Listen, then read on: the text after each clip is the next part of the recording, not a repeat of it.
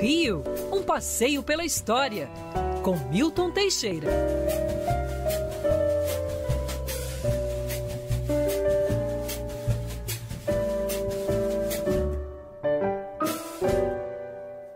Professor Milton Teixeira já na ponta da linha com a gente. Já vou puxar para o assunto de hoje, professor. Primeiro te dar bom dia.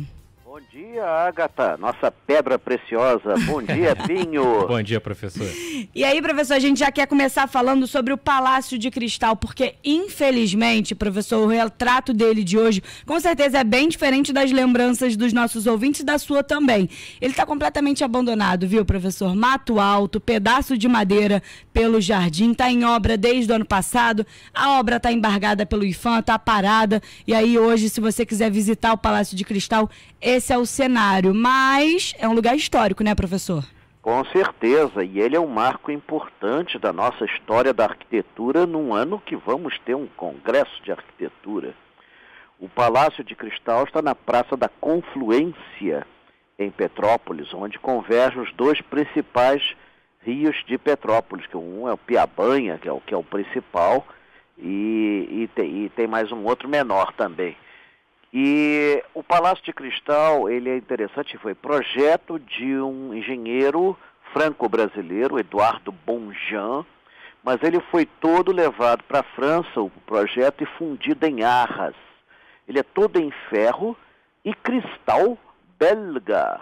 Foi montado aqui em 1884 e pertencia à Sociedade Hortícola e Agrícola de Petrópolis, cujo presidente era nada mais nada menos que Luiz Felipe Gaston d'Orléans, Conde de, que era um adepto aí da natureza. Que bilíngue, hein, professor? Oi? É. Ah, bom, isso não é nada, tem outras piores. Mas seja como for, ele foi usado para tudo, não foi só para a exposição hortícola. Ali foram dadas festas na época do Império, a Princesa Isabel deu um monte de chás ali, inclusive tem fotos disso. E ali foram libertados os escravos de Petrópolis um mês antes de libertarem os escravos de todo o Brasil, em abril de 1888. Quando veio a República, aí veio a decadência. Aquilo foi tudo, foi até corpo de bombeiros. Foi transformado em corpo de bombeiros. Em 1938, ali foi feita uma exposição de arte e o Getúlio Vargas visitou e resolveu, a partir dessa exposição, fundar o Museu Imperial de Petrópolis. Ou seja, o Palácio de Cristal foi a gênese do nosso Museu Imperial. Mas depois ele entrou em decadência, deram um baile de carnaval, no dia seguinte não tinha um cristal inteiro. Aí botaram um vidro vagabundo, até que nos anos 90, no governo Fernando Henrique mandou restaurar o palácio, inclusive mandando vir cristais belgas originais, foram colocados e foram realizadas ali exposições ótimas, muitas que eu frequentei, inclusive uma sobre Leonardo da Vinci, com as máquinas do Leonardo da Vinci, as máquinas, o tanque, o helicóptero, o avião. Foi uma coisa assim, olha, a nível internacional.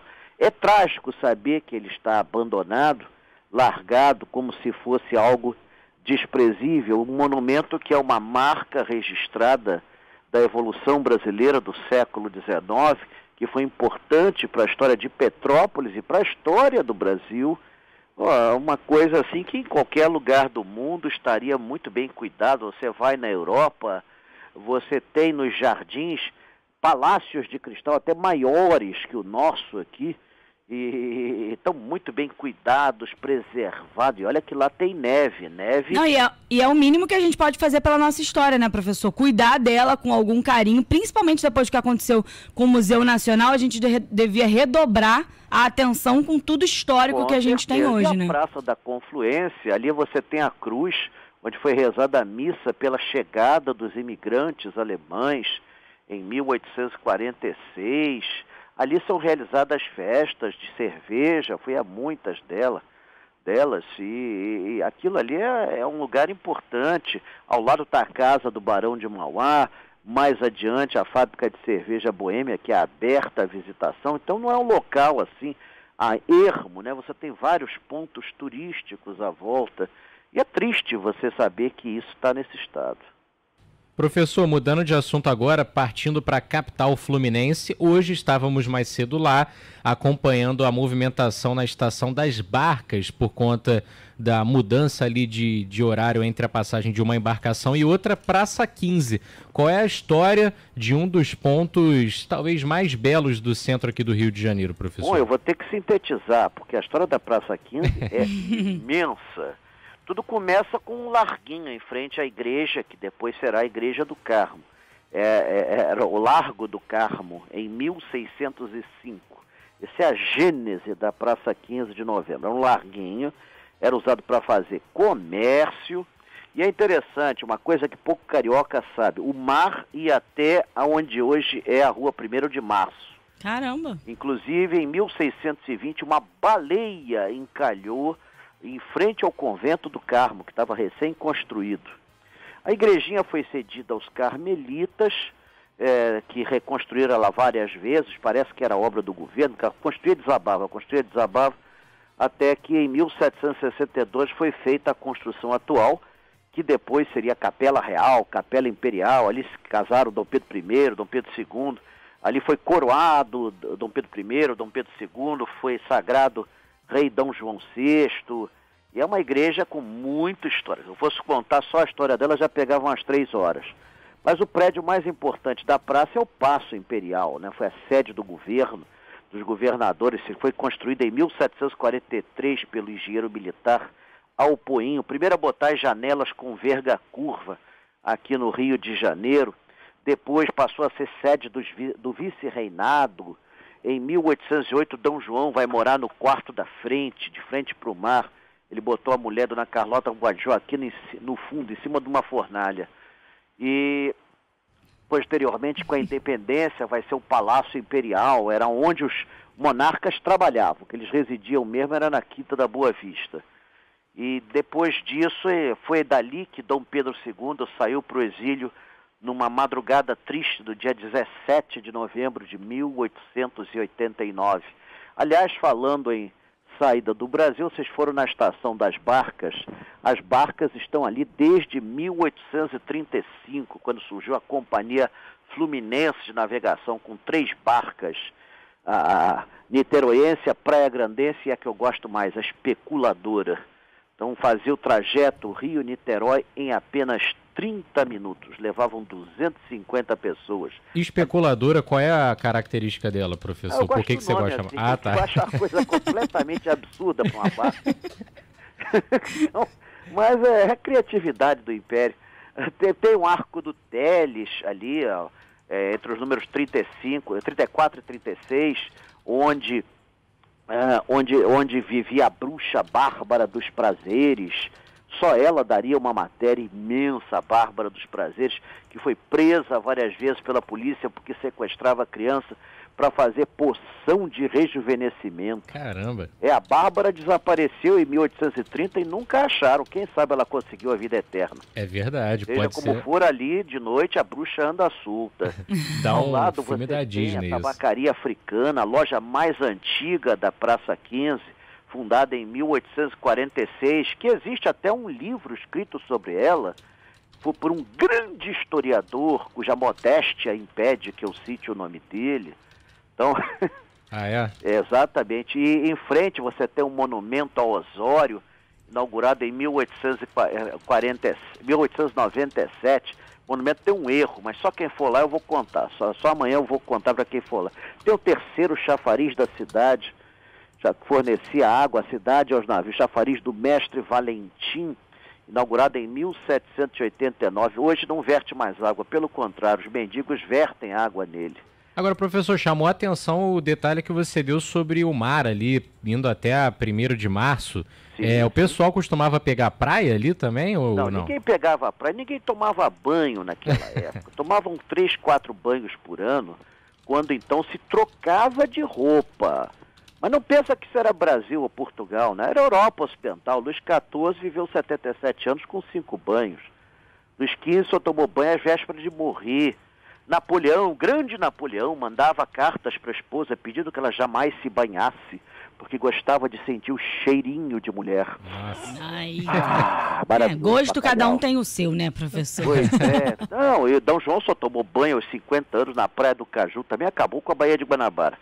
Mas mais interessante é que a praça ainda é muito movimentada, apesar de hoje vários prédios estarem em obras e tudo mais, e da pandemia que praticamente fechou o passo, que é um importante centro cultural. Amanhã realiza-se a Feira da Praça 15, eu estou lá com a minha barraquinha, em frente à estátua de Osório, vendendo as minhas coleções.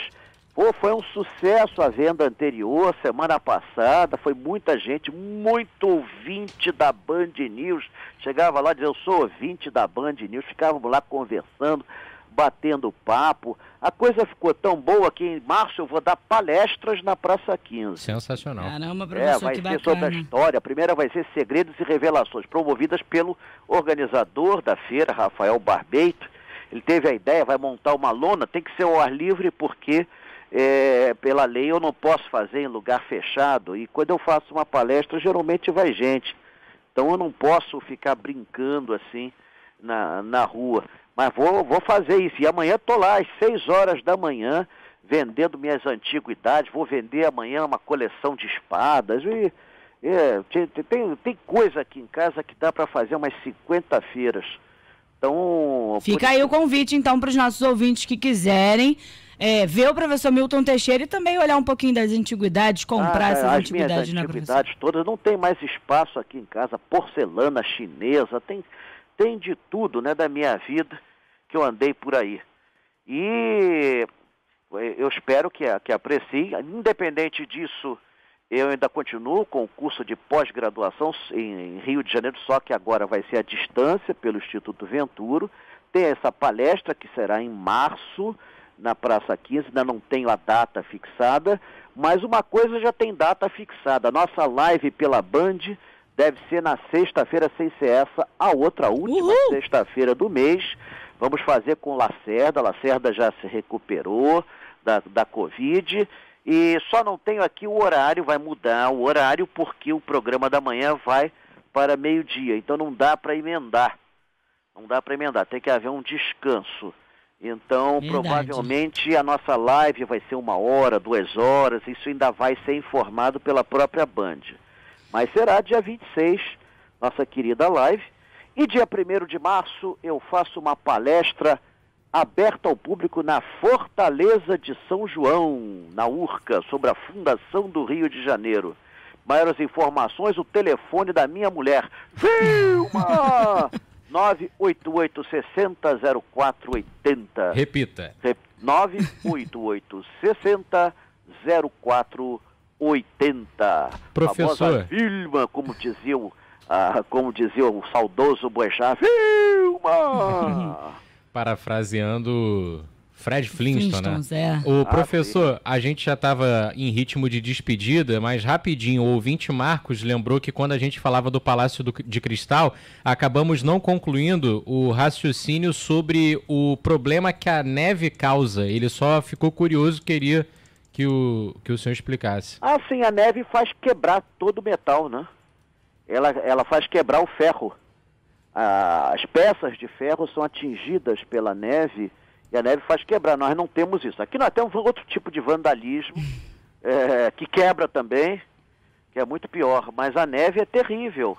Então é difícil conservar na Europa esses monumentos. E lá você vai, eles estão perfeitamente bem conservados. Está tudo lá mantido, preservado. É triste, viu? É triste. Aliás, da estátua de Osório, onde eu vou estar em frente amanhã, já roubaram a espada, roubaram a grade, roubaram as bombas, roubaram as placas. Roubaram tudo, só falta terminar de roubar a estátua.